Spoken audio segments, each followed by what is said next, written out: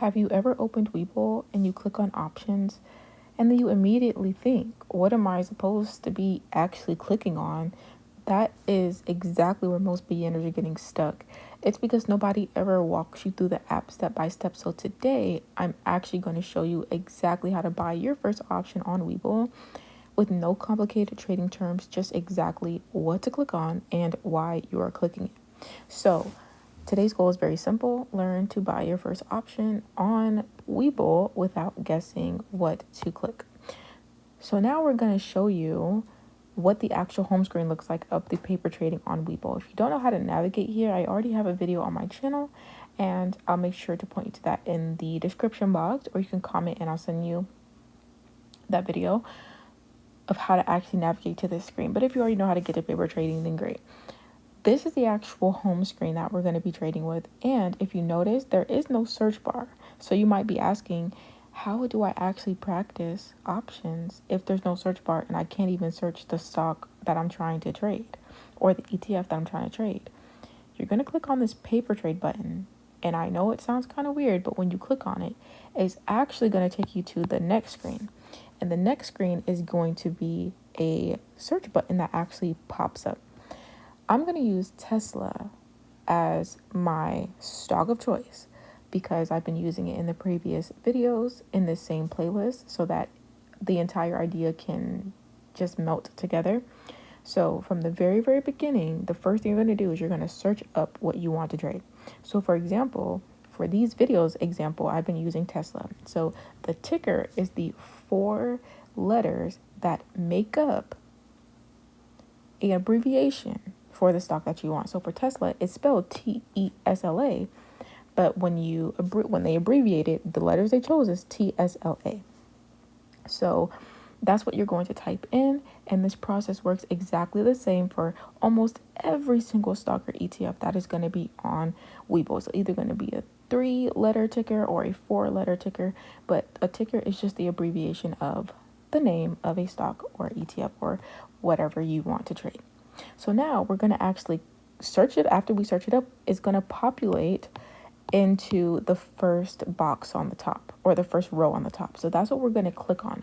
I know it doesn't really look like there's something to click on, but you're just going to kind of click in this space and it's going to pop up for you the same as the other one. So there's kind of like a very faint line, if you can kind of see the faint line, and that's kind of the area that you're going to click in. So for Tesla, you would kind of click in this shaded part, and that is what's going to take you over to the actual stock page, which is this next page. So what you're going to do is you're going to look at the row here. It says chart, it says options, news, feed, company, and it continues. What you're actually going to notice is that the screen is currently on chart because it's a little blue line that's underneath the word chart, and that little blue line indicates to us what page that we're actually on. So now that you're on the stock page, you're going to tap options, right? You're going to tap on that word, and what that's going to do is it's going to open up something called a options chain.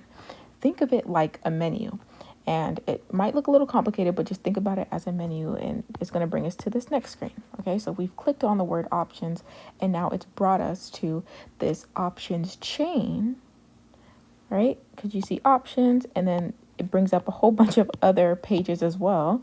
And so we clicked on options. Now we're on the options chain automatically, right? And you can also click on statistics, click on probability analysis, etc. But right now we care about options chain because that is where you're actually going to buy your contracts, or you're going to click on the contract which you're going to buy. So right here is where you're going to choose which contract that you want to buy. So this is the actual options chain. You're going to see the word at the top of, and I'm highlighting it in yellow. I mean, the highlighter is a little bit big, so let me make it a little smaller. But this is the highlighter. I'm going to highlight the word call and puts. That is going to indicate everything else that you need to click on the correct things. So calls is going to be this entire column, and puts is going to be this entire column. And on top of that, the stock price is located right in the middle as well as the top. So you can find the stock price of what the stock is actually currently trading at right here in the middle, along with the ticker. So it's currently trading at $416.33. And we're on Tesla, as you can see. So this is what I'm reading here. And you can actually see it on the top as well. But you want to make sure that you can locate it in the actual chain as well. So now that I've showed you where the calls are, where all the puts are, and I showed you the stock price, now we're actually going to look at something different. So if you watch any of the previous videos, then you kind of know what you're looking at on this chain. But again, the left sides are all calls. So literally right now, we have 1, 2, 3, 4, 5 on the top and 1, 2, 3, 4, 5 on the bottom. So we have a combination of 10 different contracts for calls. And again, on the other side, we have 10 put contracts. So the entire left side is all our calls, so we think price is going to go up, and the entire right side is all of our puts thinking price is going to go down. So you may have already known you're looking at that if you watch the other videos. The left side is called calls, the right side is going to be your puts, and the middle is going to show you where the stock is currently trading. But today's goal is not choosing the perfect contract. What we're actually going to simply learn is how to place a trade. But here is where most beginners freeze up, because you see, literally, we just pointed out 20 different contracts. And I'm telling you, these go up a lot. So right now it's on 5 for each side, so 10 combined, right? If you press this little button here, you can actually change it to where you can see 20 contracts, 30 contracts, 40 you can see so many different contracts. Right now I have it only on, I think it's one of the lowest. I think there's actually a setting lower than this, but this is what I normally keep it on. And when you start to see so many contracts with so many different strike prices, so many different premiums, so many different expiration dates, you're going to start to ask yourself, which one do you actually click? So for today, just choose one contract. We'll worry about choosing the best contract in another lesson, in another video in this playlist. And by the way, the videos are in order. They're meant to teach in order. So the videos that are coming along are going to teach those things specifically. But right now, we're just learning the process. So right now, you can just pick any of the 20 that I picked out to you. You're going to tap the contract by simply tapping on somewhere in the vicinity of that row. Okay? So if you tap on the number 535, or you tap on the number 545, or you tap on the number 535, it doesn't matter. Okay? It's going to take you to the same contract that currently has a strike price of $417.50 for puts. It literally doesn't matter. Okay? For calls, let's say you want to click something, right? You can click on the green 420, or on the red 430, or on the black 426. It doesn't matter. As long as you click in that same row, it's going to take you to the calls that have a strike price of $470.50. So now we're actually going to say, okay, for this current stock that I clicked on, I'm going to go back and find the contract that is associated with the one that I clicked on. So this is even better, right? If you want to go and find or remember or just test your knowledge on how it actually works, okay, well, we know we're in calls. So that automatically disqualifies the contract being selected on this side. Okay, that's half of them out the way.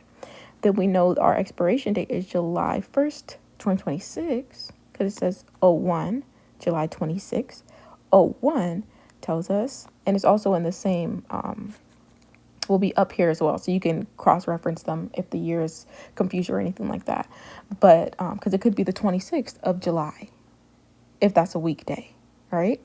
Or an expiration date for whatever you're trading, right? So you want to make sure you can double check those, but we already know, okay, we're on a 1-day contract. Cool, because our 1-day expiration is here, and we learned that in the previous video. And then we know our strike is going to be 415. So that disqualifies all of these. And we know that what we just clicked on for the next screen is actually this contract here. It's going to be this calls contract for $415. So now that we click on that contract right in the vicinity, we can click on We can click on 550. Let me actually erase that really quick.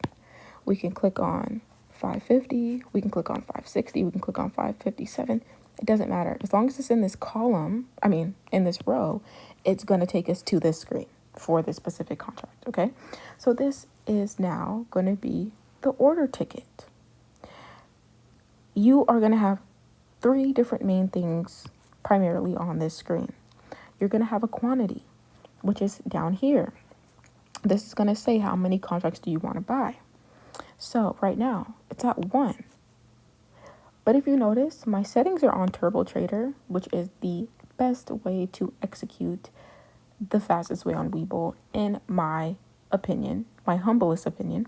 So if you want to know how to change your settings to Turbo Trader to have effective execution on your trades, make sure that you watch my Webull video, and I will link that one down below as well, because that's the video where I show you how to actually turn the whole entire settings onto Turbo Trader. But for now, this is very important, right? Because you can be on Turbo Trader but still click the wrong things. So what you're going to look at is the options you have below. You can actually change these. Click on these buttons here, and you can set these numbers to whatever you want to. Right now, it's just defaulted to 1, 2, 5, 10, and 20, and we're going to leave it like that. You're also going to have a price. Your price is actually going to show explicitly on a limit order. Right now, we're on a Turbo Trader market order. So we can only see our buying power of $1,000. And then you have your buy and sell buttons. So this screen is literally where you actually place a trade. If you never get to this specific screen, you can't place anything.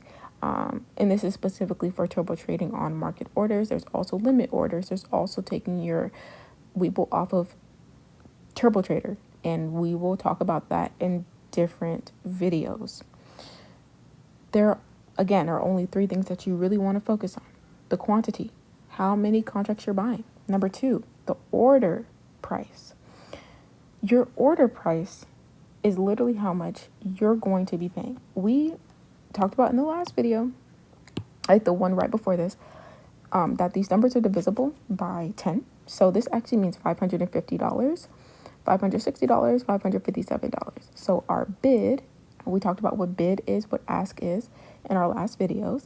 So our bid is $550, the ask is $560, and the last price was $557.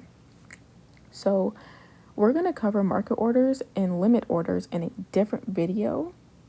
But for today, I just want you to notice where it is, okay? That's literally it. And then the third thing is going to be the buy button, which is this green button that we talked about before. That is where you're going to send your order. When you click buy, that is the money gone into the trade. The trade's now active. And it is not going to be closed until the expiration date of this expiration date, or until you sell it yourself. Those are the two ways to get out. Is either it actually expires or you exit for a profit or a loss. So I want you to understand that right here, the reason why these are divisible by 10 is because you're not buying one contract. Well, you are buying one contract. You're not buying shares, you're buying contracts. And one contract is not equal to 100 shares. So remember that you are buying one options contract, not 100 shares. Now, technically, one contract equals 1,000 shares. One contract equals 100 shares, but you're not actually buying 100 shares. You're buying one contract. That is equivalent to if you would have 100 shares. That is one of the biggest beginner misconceptions. I want to make sure I'm saying this correctly so that you understand what I'm saying. You are buying one. When you see one, this one contract is equal to 200 shares, but you're not actually buying 100 shares. You are buying one contract. That is the whole point of options, by the way, is how much leverage you have by paying the amount of money that you pay to get into the trade and the amount of reward that you can eventually get from the options trade that you take if it's profitable. But you don't have to actually take on the risk of 100 shares. You only have to take on the risk of one contract. So let's say you buy one Tesla call, right? That's what we technically are doing here. One Tesla call, one contract. You review the order. If everything looks correct, then you're going to press buy. As soon as you press buy, this buying power is going to reduce by how much ever your contract was. Let's say obviously these numbers on this options chain, like all of these numbers, let me just take all these scribbles off. But all the numbers on here are constantly shifting and changing. This is just a screenshot, right? But the numbers are constantly switching and changing. Let's just say that when you buy it, even though they would be naturally shifting and changing, let's say when you bought it, you paid $550, okay? This $1,000 would reduce by 550. Is that what I said? I don't remember. Let's just say $550. It's going to reduce by $550 immediately. Okay, you're going to be able to see that in real time, that your buying power reduces by how much you just put into an active trade. So when you press buy, it doesn't always mean that you own the option instantly. It simply means you submitted the order and the buying power reflects that. So immediately, actually, sometimes it won't even immediately fill. Sometimes it takes a few seconds. Sometimes it won't fill at all. That's completely normal, but we're going to explain that in a different video. So if you press buy market and then the buying power reduces, okay, that means that you are filled. But if you press buy market and it doesn't fill, or you press sell and it doesn't fill, that is something completely normal, but we'll talk about that in a different video. So once you click buy, there's going to be a secondary button that pops up that says submit. You can actually turn that feature off. On my screen, it's turned off, but most people will keep on their confirmation screen that will make you press basically a second screen that says, hey, you need to submit this to double check that you're okay putting this down and you didn't click the wrong thing. So that's what you're going to do. You're going to click submit, or you're just going to click buy market if that setting is off. So before Webull sends your order, it's literally going to give you one last chance to review everything. This is one of the best habits that you can build, because so many times have I pressed buy when I didn't mean to, or I clicked a put contract when I meant to do a call, like just the complete wrong direction on accident. And it would have been super profitable if I did not click the wrong thing. And the thing is, it doesn't matter if you click the wrong thing or not. Your buying power is always going to reduce by whatever fills. So now I only have 400 and something odd dollars to, depending on where I get filled at, to enter another contract. So if you want to make sure that you can utilize your buying power to the best ability, you want to make sure you have that habit of pausing and reading the screen, because if you do not buy the right contract, or the quantity is incorrect, or whatever other mistake you may have that we just reviewed here, you're going to have a really sad day, because you won't be able to trade the way you actually plan to. So once you submit the order on that second screen, take an extra 5 seconds, can literally save you very expensive mistakes. Because imagine you place a put instead of a call, which is like crazy. How can you do that? It happens all the time. If to people all the time. Let's say you do that and you just leave it and you think it's gaining and whatever. You come back and now you're down 100% of your contract. You're like, what? That's never personally happened to me, but it can happen, because most people might buy something and then say, it's going to take 2 or 3 days to finish this strategy that I had. I bought something that was a few days out and I'm going to wait on it to get profitable or whatever. You come back and check on it. It was the wrong contract to begin with. You don't want that happening. That's a very, very expensive mistake. So there's something that a lot of beginners really don't realize when you're buying the option. That is the easy part. All the buttons I just told you to click is the easy part. The next decision that you make is actually the way more confusing part. And I'm actually going to come down here and write it for you. Like, you buy it and then you have the option. Cool. You have active trade. Now what do? You literally have clicked all the correct buttons. You literally are now in active trade. And now I'm actually going to move this up a little bit. But now what exactly are you supposed to be doing? Because once you actually are inside of that active trade, your Webull is going to show you new buttons. There's going to be open to close, sell to close, buy to close, sell to open. And if you don't know what those words mean, it's going to be very easy to click the wrong thing.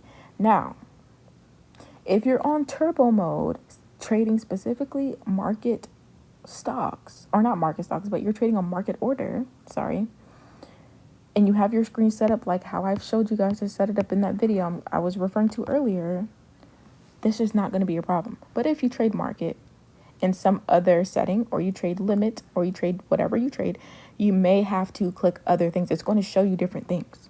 So if your strategy doesn't work with the turbo trader market I'm showing you here, and you trade basically only limits, or you trade not on this type of execution setting, and you don't know what those mean, it's very easy to click the wrong thing.